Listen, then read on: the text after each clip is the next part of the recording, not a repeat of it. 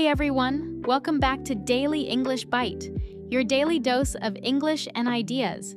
If you are practicing your English listening today, you are in the perfect place. Just relax, put on your favorite headphones, grab a warm drink, and let's dive into today's topic. Have you ever noticed something strange about your music playlist? When you are feeling down, stressed, tired, or lonely, you don't usually look for happy, upbeat pop songs. You don't want to hear loud, energetic beats that tell you to dance. Instead, your hand automatically searches for sad music. You look for deep, slow melodies, acoustic guitars, or raw, emotional rap verses with heavy storytelling lyrics. It sounds a bit unusual, doesn't it? Why on earth do we want to listen to sad songs when we are already feeling down? Why do we actively choose to feel those heavy emotions instead of trying to cheer ourselves up? Today, on Daily English Bite, we are going to explore the beautiful psychology and the fascinating science behind why our brains secretly love sad music. For many decades, scientists and psychologists were completely confused by this human behavior. In the study of psychology, there is a core concept called hedonism.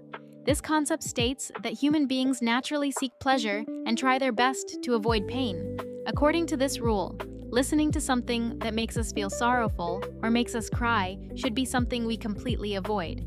But a recent global study on digital listening habits showed the exact opposite truth. Sad music is actually one of the most popular genres in the world, especially for late-night listening and independent study sessions. So, what is actually happening inside our brains when we press play on a sad track? First, there is a fascinating biological reason. When you listen to a deeply emotional, melancholy song, your brain is actually a bit tricked. It thinks you are going through a real, tragic event in your life. To protect and comfort you, your brain immediately releases a special hormone called prolactin. Now, prolactin is the exact same chemical that gets released when we feel deep empathy for someone else, or when a parent wraps a crying child in a warm hug. It creates a soothing, peaceful, and highly comforting feeling inside your body. But here is the amazing trick. Because you are only listening to an artistic song, and nothing bad is actually happening to you in reality, you get all the comfort of the healing hormone without experiencing any real-world pain. It acts like a natural chemical painkiller for your emotions, leaving you feeling calm, stable, and relaxed after the song ends. Second, sad music acts as a perfect emotional mirror. Think about the incredible power of lyrics. When an artist sits down to write an honest song, whether it is a slow acoustic ballad or a deep poetic rap verse about life's struggles, they are sharing a raw piece of their soul. They talk about their personal mistakes, their painful heartbreaks, and their daily anxieties. When you listen to those specific words, something magical happens in your mind.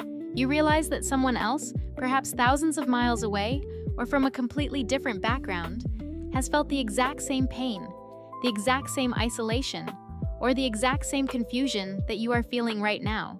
Suddenly, your problems do not feel like a lonely island anymore. The music becomes a close friend who sits next to you in your quiet bedroom, looks you in the eyes, and whispers, "I understand exactly what you are going through. You are not alone in this dark place." This connection is why many people love rap music with real storytelling. It turns real life into poetry that connects us all. Furthermore, there is a beautiful structure to sad music that helps our minds focus and heal. Most sad tracks use slower tempos, repetitive chord progressions, and minimal instruments.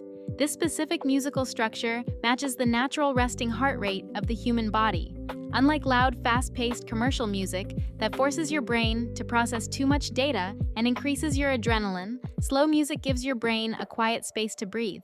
This is why many students and creative artists prefer listening to deep, lo-fi beats or melancholic tracks while studying alone or sketching characters in their free time.